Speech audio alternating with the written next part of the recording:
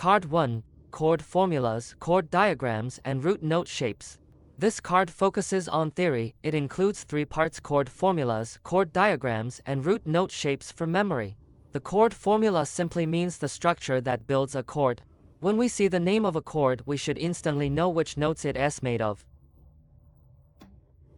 On the card, you'll find 4 types of triads, 6 types of 7th chords, and 2 types of suspended chords. These formulas don't just apply to C chords, you can apply them to any root note A through G, and the structure remains the same. One of the most important things to learn on guitar is chords. Simply put, a chord is when several notes are played together to sound at the same time.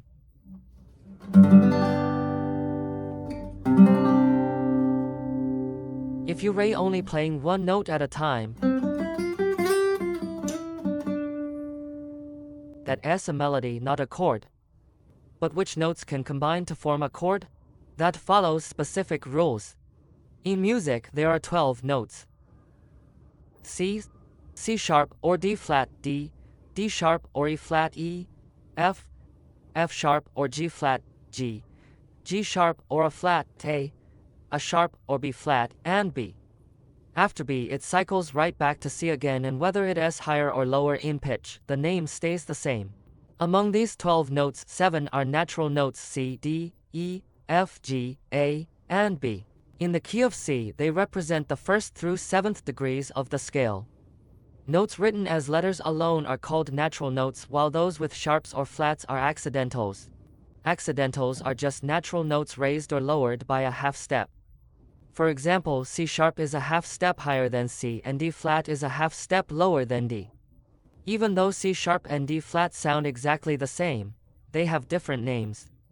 That is because the naming depends on the key or chord you play in: C sharp in sharp keys, D flat in flat keys. The difference in name keeps the music theory consistent. Now, if we lay out the 12 notes in order: C, C sharp or D flat, D, D sharp or E flat, E, F, F sharp or G flat, G, G sharp or A flat, A sharp or B flat, and B. We complete one octave. Each step between 2 notes is a half step. Let us quickly talk about whole steps and half steps. One whole step equals to half steps. A half step is the smallest pitch movement in Western music. On guitar, 1 fret equals a half step move up to frets, and that is a whole step. So, if 2 notes are 1 fret apart, that is a half step. If they are 2 frets apart, that is a whole step. The major scale follows this pattern: whole, whole, half, whole, whole, whole, half. In C major, C to D is a whole step. D to E is a whole step. And E to F is a half step. Remember these 2 special pairs: E to F and B to C both are half steps with no notes between them. Every other pair of natural notes has a whole step in between, which means there is an accidental note between them. For example, between C and D lies C sharp or D flat. Let us keep going and talk about how chord tones are built. A chord name has 2 parts. The first part, the letter, is the root note. There are 12 possible roots in music. The root tells you what note the chord is built on. The second part of the name shows the quality of the chord, meaning which notes you add on top of the root to form that chord. Whether it is a triad or a 7th chord, they are all built the same way. You start from the root, then stack every other note. The notes C, D, E, F, G, A, and B repeat in a cycle. For example, a C chord starts with C, skips D, adds E, skips F, and adds G. That gives you C, E, and G.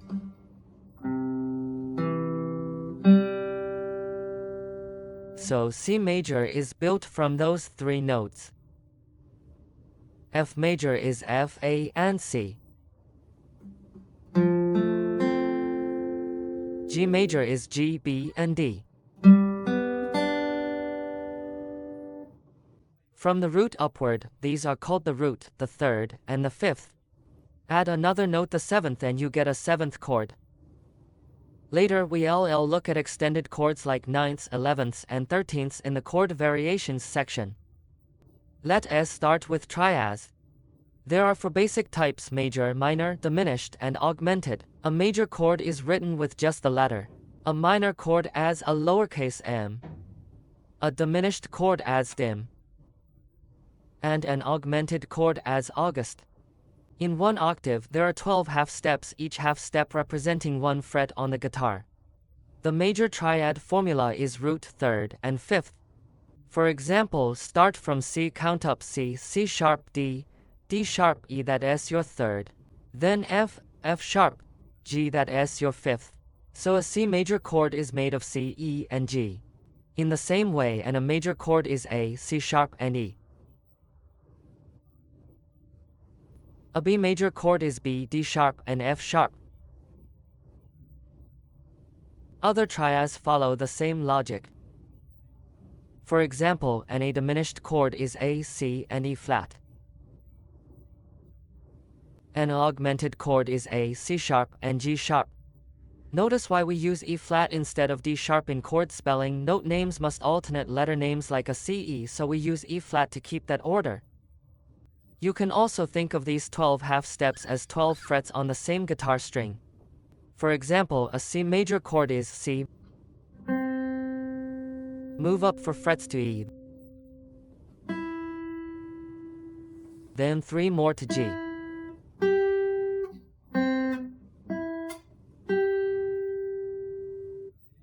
A C minor chord C, move up 3 frets to E flat. Then 4 more to G.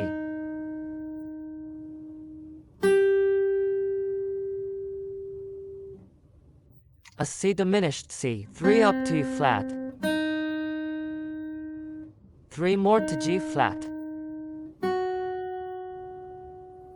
A C augmented C, 4 up to E. 4 more to G sharp. The same rule applies to every chord. 7th chords are built by adding 1 more note, the 7th, on top of a triad. There are 6 common types: major 7, dominant 7, minor 7, augmented 7, half diminished 7, and fully diminished 7. You can find them by counting half steps or directly on the fretboard. For example, a major 7A, C sharp, E, G sharp.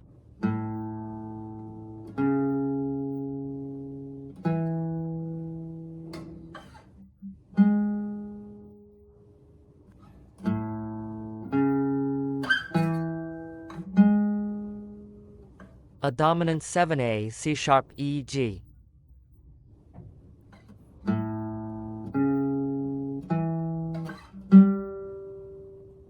A minor 7A, C, E, G.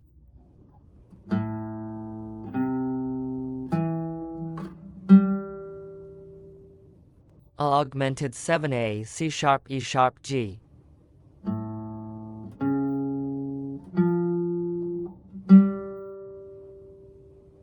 A half diminished 7A, C, E flat, G.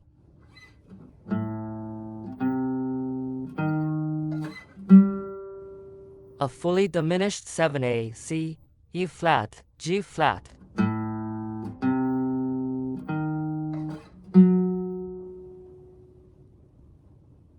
Sus chords refer to suspended chords. There are 2 kinds of suspended chords, sus2 and sus4. What does that mean? It is simple in a triad. If you replace the 3rd with a 2nd, that is a sus2 chord. If you replace the 3rd with a 4th, that is a sus4 chord. Pretty straightforward. For example, a sus2 start from A, move up to frets to B, and add E. That gives you an a sus2 chord. The sus4 chord is just as easy. You take the 3rd and raise it by 1 whole step to make a 4th. So from A to D to E, that is a D, E. That is your a sus4 chord. And for D sus4, it is D, G, and A. In this section, we keeping things simple and using everyday terms, not heavy theory language. But from a theoretical point of view, there is one concept we should understand: intervals. An interval is the distance in pitch between two notes. For example, how much higher D is than C, or how much lower F is than A. That S what an interval measures. The unit we use is called a degree, kind of like miles or kilometers when we talk about distance. Look at the red line, it spans for half steps or to whole steps. That S called a major third. The blue line has 3 half steps, that S a minor third. The green line shows to half steps, that S 1 whole step, called a major second. The purple one has 5 half steps, that S a perfect fourth. You can memorize these basic intervals for now. That S the fundamental idea behind intervals. What we just covered are the most common intervals. We'll go deeper into interval theory later. For now, just get familiar with these basics. Now let us look at how chord diagrams work. The horizontal chord chart is basically the same as the traditional one. The names are the same, C, CM, and so on. A traditional chord chart uses 6 vertical lines for the 6 strings. Now we just rotate it 90 degrees. So we get 6 horizontal lines instead. The X still means that string is muted or not played. Notes written outside the grid are open strings, just like the circles on a vertical chart. On a standard chord chart, you usually see finger numbers, like C marked as 3, 2, 1.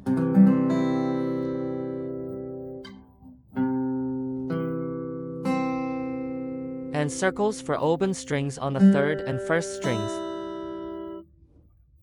Some charts even just show black dots without numbers.